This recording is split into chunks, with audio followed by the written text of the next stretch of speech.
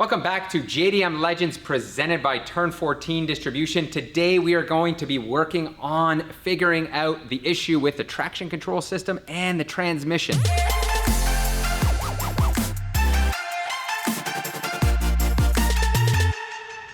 If you guys have been following along in the last episode, we spent a lot of time trying to figure out what is going on with this car with the overdrive light blinking at us and our traction control system not working. There was a lot of weird things going on.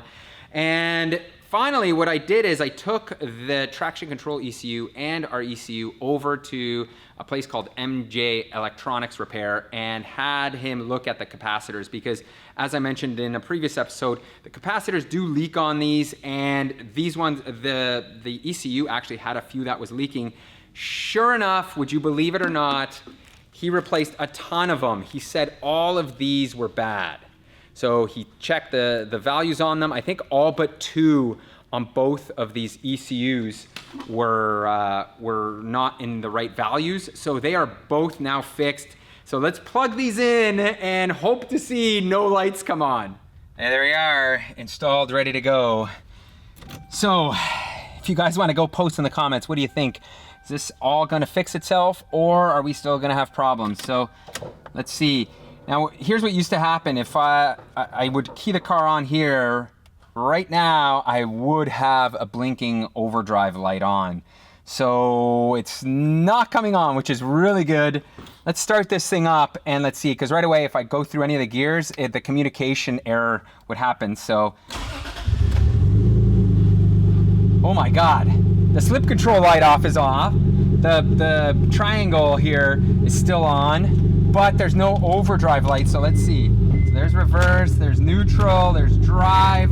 Holy smokes, people. Wow, can you believe that? I think it worked. And look, our slip control, so our traction control light actually works now. Holy smokes. So that is a revelation for me. Honestly, I didn't think the capacitors would be a thing, but apparently they are. So that has fixed so many of our problems now. I guess the last thing to do is to figure out what that triangle light is on for, because really at this point, I don't really know. Maybe it's like low fluid in the brake master. Naturally, a search on the internet has netted about 10 different things that could cause that warning light. Some people said the door switch could be causing it, and I ruled that out already. The door switches on both sides of the door seem to be working, so I don't think that's a problem. The brake fluid is not under the min mark. However, people have said if it sloshes around or whatever, it can trigger it. So I'm just gonna fill it up to max and we'll see what that does. I'm not very confident that that's gonna be the case. So let's just see, just so we can eliminate this at this point. Okay, so let's see if this clears. Like, I don't even know if this should be on right now or not, but let's start it up. The odds are very, very slim here. And it is still on, go figure. So I have a feeling I know our problem, and that is the active spoiler on this car. If you guys don't know, this vehicle actually comes with a spoiler that like lowers and raises at speed, and if you don't have that installed, it can trigger the light. Thankfully, the red Supra had the motor in place. It didn't actually have the active spoiler because, I don't know, everybody seems to remove them, but let's see if we plug this in, will that actually kill that light? You know what we need, PT, is a sequence of how many times you've had this dash in and out of the car. Yeah, it's been out quite a bit, unfortunately, but we are here chasing the last few little problems. And of course, plugging in the motor did nothing. I wasn't able to activate it though, so I figured I would unplug the ECU because some people said if that is off and disconnected and you don't unplug the ECU, it will give you the warning light. However, unplugging it, and that was a chore because I had to reach behind the radio, did nothing. So we still have the light on. I don't even know if this light is supposed to turn off. Maybe we need to drive the car a bit or something. Well, we are about 3 hours into this and we don't have an answer, unfortunately. I can't seem to figure out what that warning triangle light is about. Guys, we just wrapped filming and I turned the car on to move it and the light is off. The light is off. All you had to do was give up, PT. Yeah! It's a win, buddy. Take it. We'll take it, but man, you want to talk about like weird things going on. That is the definition of weird. So, I don't know. Like, here's the one thing, it may be like, look, if I open the door, we did have the door open when I started the car. Okay. So now all the doors are closed and the light goes off. But maybe it was that active spoiler. That's the only thing. It just makes all of the sense that the active spoiler would have been the thing that triggered this. So that's like the only thing that I can think of, because you can see, like I said, I was starting the car with the doors open. Yeah. So that's why that light comes on when it is open. So anyways, we're gonna chalk up that to a victory. We can finally move on. With the ECU sorted, we're gonna move on. But before that, I just recently got a chance to read a bunch of the comments, and so many of you did say the capacitors were the issue. So you guys were right. Thank you for those comments.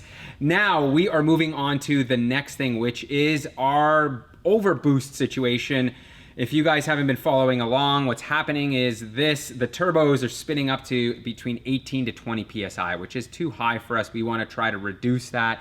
And you may be wondering, why are we underneath the exhaust system to try to reduce boost pressure? Usually you turn it down with a manual boost controller. This is a situation where the turbos are overspinning. They're out of control. The wastegates are not doing their job. You cannot manually control them. So what you need to do is add back pressure by restricting exhaust flow. And what we have here is a full 3-inch exhaust. We did add a catalytic converter into it, but this is a high flow one. So it just goes to show the effectiveness of this G Sport high flow cat, that it doesn't really do much to restrict the flow. Originally, what I had wanted to do was get the first catalytic converter, which sits up in this area here, and it's the one that restricts the flow. But because they're like impossible to find these days, and we had this nice 3-inch downpipe, we figured, why not? We're gonna run that. That is what ultimately has created our overboost situation. Now, to remedy that, the simple way to do it is to create a restrictor. So this is our 3-inch gasket, and what we're gonna do is make one. I'm gonna make one out of metal, and that's gonna have a 2-inch hole in it. And that restriction should restrict our boost to a normal level. I've got a piece of sheet metal here, and I've traced the gasket size, so you'll see that's kind of what we're working with. And what I'm gonna do now is cut out a hole here that's gonna be 2 inches. This is gonna be just a little bit over because I'm gonna trace around. It's gonna make me feel better, because 2 inches seems like a tiny little pea shooter in the exhaust system. Yeah, but it really does. I know so many of you guys are gonna say, you've put this full 3-inch system on, why? And now you're putting this restrictor in there, like it just makes no sense. Yes, I do realize that, but listen, this is how to fix this problem easily and quickly. If really the right way to do it would be to get the front catalytic converter and then build the system back from there, but we just don't have that. Like I said, cats are worth a fortune these days. They're hard to come by. So this is quite a simple and easy fix. Now, whether this works or not, we're gonna show you. So I'm gonna go and cut this out real quick on the bandsaw here.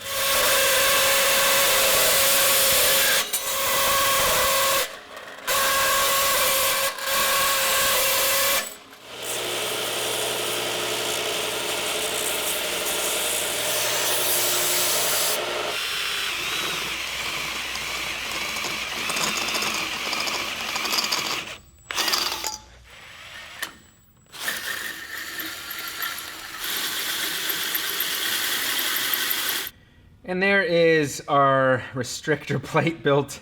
It's as crude as they come, but I'm hoping it's gonna work. I feel a little skeptical about it because it is so far back in the exhaust track, but we're gonna find out. Of course, I'm gonna double up on the gaskets here, and let's get this slid back in here, and then we can move on, because we do have another small little thing that we need to take care of. So before we take this car on a test drive and see if we fix that overboost issue, there is something that needs to be done about this. The dreaded oil leak. I thought we had sealed everything up properly, but sure enough, there is a leak on the turbo return drain line. And I did order up a gasket from Red Hill Toyota, so we do have it. Problem is, it's a pain in the butt to get to. I also put, I tried to put some silicone on it to try to seal it up. Maybe I thought it was like a minor leak, but it isn't. So it's certainly leaking pretty badly. And you guys will remember, we did reuse a bunch of gaskets. So this is kind of the result in that situation. So that job was not a lot of fun. We tried to film it, but it was just so tight up there. There was a lot of cursing and swearing and me complaining. But you can see this old gasket was already past its due date. You can see it was rusting. Some of the coating was coming off. So likely that was the reason that I needed to replace it. Look at this, DP. No lights on. Yeah, I love it. Transmission is shifting properly. Yes. Feels like a real car now. Oh my God. It's a whole other animal, isn't it? Thank baby Jesus that we got kidding. this all fixed. I'm really proud that we actually like stuck through this, figured it out. So many people said the traction control system, which I'm gonna turn off and look, it works. We should have just like ditched it and been done with it. But Yeah. I think, you know what, keeping it on here for the next person, they can decide whether they want to remove it or not. So. And just knowing that it's fixed means we didn't cut any corners.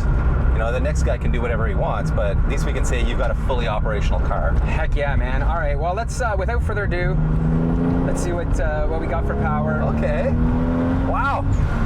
That felt like a fair bit of boost to me. Well, the answer is, I didn't reset this, so this is my fault. It only made 12.5 pounds of boost there, dude. That feels pretty quick for 12.5 pounds. That does feel very quick. Do that again here. Yeah, you're right. 12.5 pounds again. Man, this car's way quicker than I expected it to be. But dude, that's amazing. So that was peak 12.7. Yeah. And seems like that's doing the trick as far as limiting boost. It is, yeah, wow. That tiny little restrictor in the exhaust has done what we needed it to do. Yeah. Which is a little mind-boggling, but hey, we'll take it.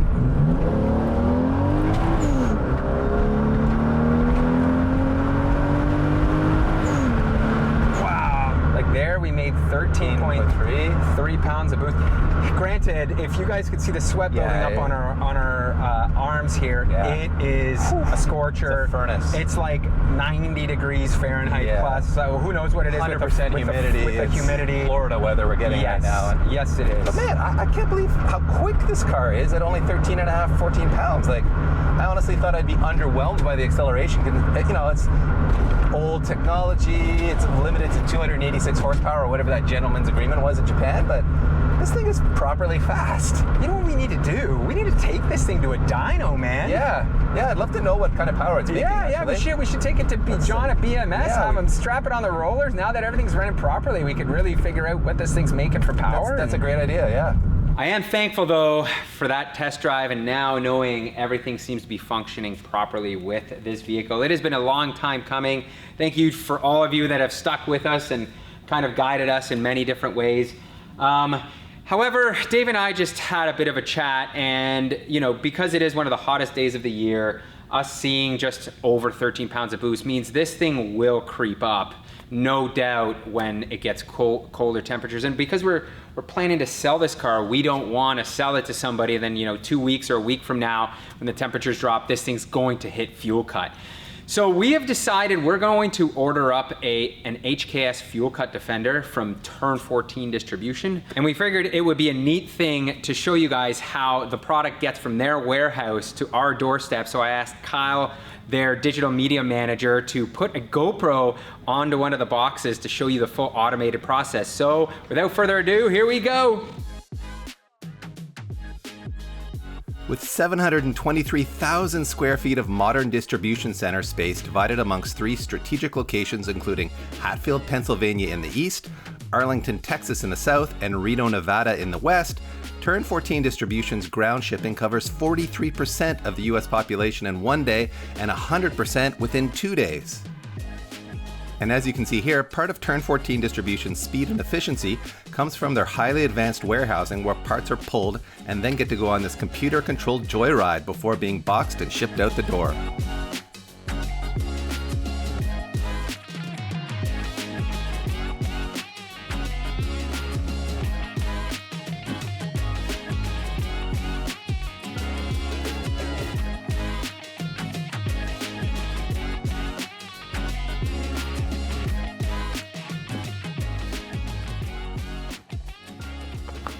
There it is. Boy, oh boy, that was quick. If you guys are actually interested in seeing more about their warehouse and the whole operation that Turd 14 does run, we shot a warehouse tour about 2 years ago. We'll put a link up in the right corner and in the description. Be sure to check it out because that facility is unreal. They actually now have 3 nationwide facilities, which means products like this show up to you quickly.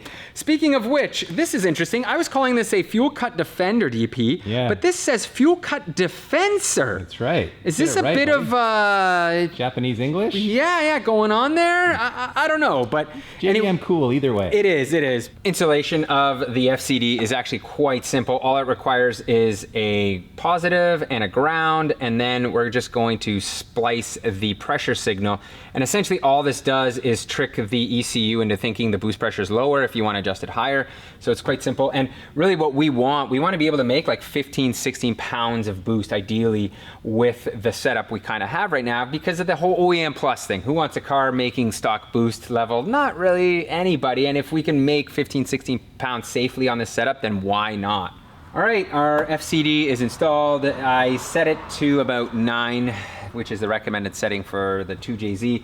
Now, the other thing we are going to do is install an AAM high flow 340 liter per hour fuel pump. And that is because, of course, we also want to have a bit of safety margin with the fuel pump. Usually you'd be digging for a fuel pump behind the rear seat bench there, and it's always a pain in the butt. But the Supra, look at this, DP. That's amazing. It's like easy access. Wow. There it is. I'm just gonna pull some hoses off, disconnect a connector here, and we should just like be able to pull this whole thing out. Here's a recent tool acquisition that I've gotten, and these are these hose pliers, and they work wonders in these types of situations where you can just grab the hose and it's non-destructive. And you can see this one has probably never been off in its life, and then you can start wiggling it a bit without really damaging it too much, and then now it starts coming off. And usually what I do is I grab here because it's more malleable and just pull it off right like that. So these are certainly way better than a pair of pliers like this where you're kind of just like trying to pull and poke and then you damage it pretty easily. So this is certainly a first for me. I've never seen a clamp holding a fuel pump assembly on here. It still looks factory, like none of this stuff looks like it's been off in ages, so I can only assume it is, but that's a new one for me. So I don't know why that hose clamp was on there because this thing is on mega tight. I'm gonna have to loosen it with some tools.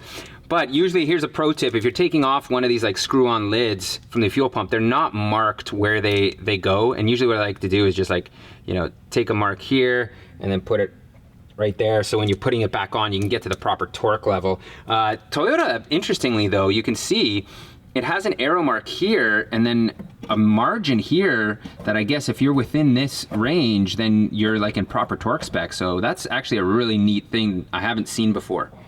So this is the wrong way to remove this, but you can see it certainly works just with like a chisel and a hammer. There are actual like proper tools to use for this. All right, with that ring off, this whole assembly could come out now. If you guys have been longtime viewers of our channel, you know our go-to fuel pump is the AAM 340 liter per hour pump. These are individually tested at 40 PSI, each and every one of them before they're shipped out for that 340 liters per hour, so you know you're gonna get a good flowing pump. And what I really love about this one is its compact design. You can see this thing is just gonna bolt up like a charm.